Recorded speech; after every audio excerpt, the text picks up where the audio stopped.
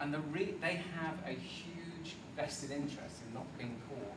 And I don't have to paint the picture to you as to why they don't want to be caught. It's fairly obvious. But that's a big part of their mentality about not getting caught, which is why grooming can, in instances, grooming a victim, can take years in some instances.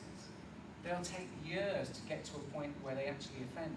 Now, this is interesting because it's slightly different when you come to the youth travel sector, because they don't possess the time. You know, you can be doing these youth exchange programs or youth activities that might be a long weekend abroad. It might be a 2-week or a 1-week option. It might be a 12-month option. You know, they all vary, but they're relatively short compared to normal offender behaving in the interfamilial world. It's different there. It can take much longer.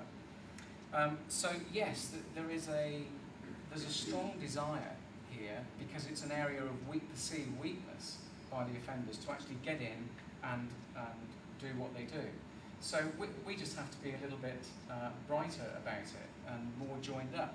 Now, part of this is being dealt with at international levels, and there are issues because many offenders or victims and survivors, there are obviously loads of survivors who are not reporting until many years later.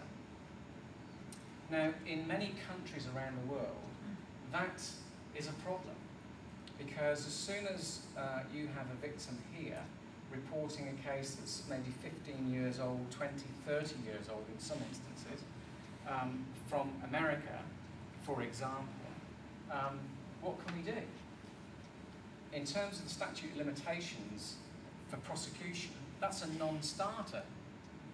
Now, legislation is starting to change internationally because of pressures that we're starting to put on governments around this. And you know, we've been trying to pressurise the Americans for a long time to actually change that statute of limitation for these serious types of crimes. But you've got plenty of victims and survivors in Australia who I've spoken to who have been abused on these programs in America, for example, and that's just one example. But even now, wanting to do something about it 15, 20 years later, there is nothing they can do in the legal system for prosecution. There is in the civil process, they can actually attempt to try and do things civilly, but that's much more complex. So we need to keep an eye on the ball in relation to this legislation and how we empower different authorities to do this. But back to you, in terms of what does this mean for you and what does it mean for your organisation? What we can see developing is all this abuse, all these reports coming in. I mean, what's the scale? I mean, that's what I tried to look at, is what the scale was, and it's almost impossible to get a feel for it until we've had a piece of research done in Australia by a couple of universities, University of South Australia and James Cook University, I think up in Townsville, collaborated in this piece of work. And I was an advisor to this piece of work, but it was done with Australian youth. This is 400 15 to 18-year-olds who left the country. This is going back 2006, 2007. 400 of them out to 26 different countries around the globe. And to cut a long story short, all sorts of work done with them before they went, during their time away, and on their return. And 25% of those were harmed. Interestingly, of the 25%, zero, absolutely zero, reported to any law enforcement agency. So that's much higher, and that's what we call control sample. So we know we've got a control group here, and we can actually monitor the control. The work I did wasn't with a control group. I was just shotgun looking at anybody and everything. This was the first piece of work that's been done in relation to a controlled sample, so that was quite interesting. But much higher and this is neglect, emotional, physical and sexual abuse, including cases where young women had been raped, but none of those cases reported. It's, reported during the research to researchers, but not reported to law enforcement agencies or statutory bodies or those people in positions of trust or power in the countries where they've been.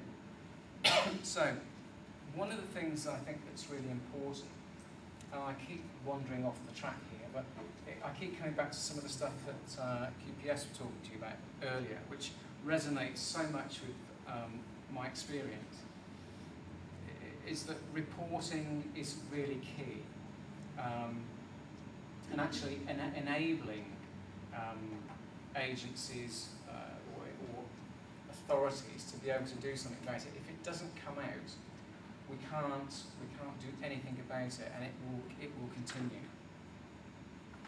Okay, so where are we? We've done doing the work, all this stuff, blah blah blah, thousands of cases. The next part of the jigsaw for me was I did some writing up effectively of the work that I'd been doing, and I produced, rather than a report, I produced a series of books which I thought were probably going to be more productive for the industry, because what I was finding is that the industry were really interested in, well, tell us about what you're finding and what are the things that we can do better to actually improve our lot. So the booklets that I've written were targeted at the commercial sector, the voluntary sector, schools, young people themselves, host families, parents and guardians, specifically based on the research and on giving them advice and guidance around the sorts of things that they can do to empower them to actually do the right thing in relation to their trip or their travel that they're going on.